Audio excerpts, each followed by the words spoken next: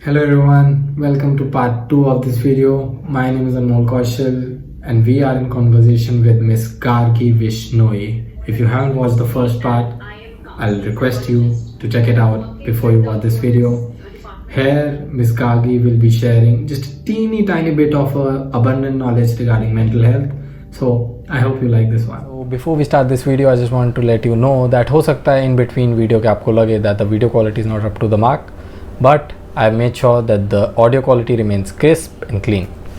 The thing is that Gargi has added a lot of value to this project and I am very much thankful to her. So I hope you all like it and please continue. So now we'll go to what a professional's opinion is on mental health. So I understand that it's very much diverse to it would be very much difficult for you to just narrow it down to a few sentences, but still, what's your opinion on mental health? Again, like you just said, that mental health is a huge broad spectrum, and putting it in a couple of sentences would do it injustice, but I'd still try to kind of collate the idea that mental health is basically you being able to deal with everyday challenges in your life, everyday problems and struggles effectively, and not being bogged down by it, and not reaching to a point where it becomes pathological, wherein you need some clinical intervention. Mental health also involves that your self-esteem is doing well, your stress levels are in control. See, stress everybody has, but there's a categorization. There's eustress and there's the distress. So eustress is good for you. Like right before the examination, the kind of stress we have that helps us perform better. So that's sometimes good for us, but distress is bad for us. So this is the distinction we would suggest that people who have a supple mental health are the ones who are able to brave through life's challenges and problems quite easily, and even if not easily, quite effectively. Okay. Yeah, so because people nowadays, in case of mental health, they sometimes just go directly to the disorders. They don't understand that mental health is much more than that.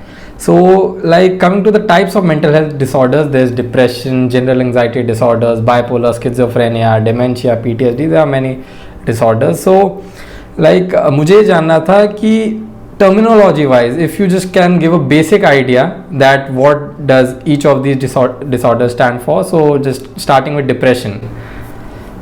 So depression is not just feeling sad, number one.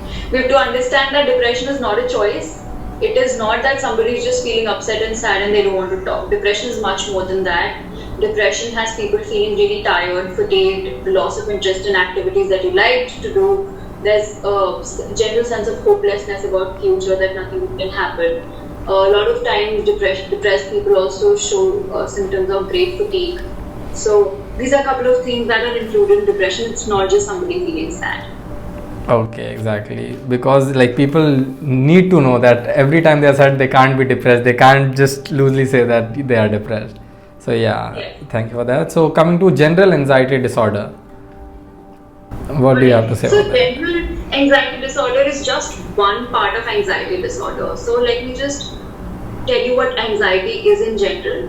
That anxiety is basically ghabrahat, right? The nervousness that you feel, which is also coupled with a lot of physiological symptoms like fatigue, exhaustion, nervousness, and shivering, and excessive sweating, loss in appetite. So this is what anxiety manifests as, right? And there are lots of anxieties, like GAD, you said, there's social anxiety, and then there is particular situational anxieties that people have.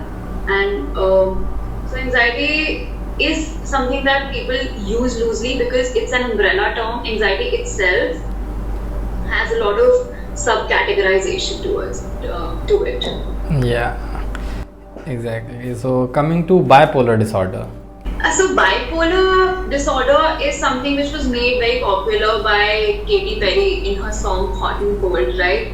And she talked about her would-be husband being bipolar, and that's the problem with our pop culture, that we use the terms of mental illness so loosely, and in in the way it's entertaining, but not understanding that they hold a lot of value. So what bipolar is, when a person feels two extreme emotions. Bi means two and polar means poles. So it's two on a pole. These are two extreme ends. So at one area in the life, person at one period in time, the person would be feeling really depressed. They will show symptoms of clinical depression, and at the other end of the spectrum, they will show the symptoms of mania. Mania is excessive energy somebody has. They have they have problems in sleeping. They get too verbose. They get very aggressive. So this is what bipolar is. It works like a wave, up and down. Okay. And like it's not in the, like a person can't control You it. need to understand that mental illness is not in your control, just like fever is not in your control. You cannot put a cold towel on your head and say, okay, I've become Chala COVID. You just can't say that. So it's an absolute disservice to anybody who has mental illness, because you have to understand that it's imbalance of neurotransmitters and nothing else. Yes, exactly. So now coming down to schizophrenia. Okay, schizophrenia is the most popular mental disorder that people think that what mental illness is, right? People feel that, and schizophrenia is only a very small, less than 10% of mental disorders, and it is what is majorly represented in the media, whereas the people act bizarrely. In schizophrenia, there are a lot of symptoms. So it's again an umbrella term. It has positive and negative symptoms both, and hallucinations and delusions being the positive symptoms, wherein people would hear things that don't exist, people would see things that don't exist, and people would have delusions of somebody, their partner's cheating on them. They would have delusions that somebody else is controlling them, or they would have extreme paranoia that people are trying to attack or somebody is trying to kill them. That's one part, positive symptoms. The negative symptoms would be the person would, show emotional bluntedness, that they would not show emotions at all. Their body would contort in different manner which is abnormal, and they would sometimes talk in a manner which you wouldn't understand. So these are all symptoms of schizophrenia. Schizophrenia is like a huge pool, and it would take somebody days to actually understand what goes into the symptomology of it. Now coming to dementia. So dementia is basically mostly a degenerative disorder, wherein the brain degenerates over time. Right, your neurons, your neural connections in the brain, they start to deteriorate. So it is basically a problem of memory, and dementia is a symptom of illnesses like Alzheimer's. So if somebody has Alzheimer's, it will be coupled with dementia, which is a problem of memory. So forgetfulness is something that dementia explains. And why it is not used in popular culture again is because it is mostly towards the end of your life. It's mostly with the geriatric population. It's mostly with the older people. Okay. And older people don't run your popular media. Yeah. It's not as represented as it should be. Yeah, exactly. So going to PTSD.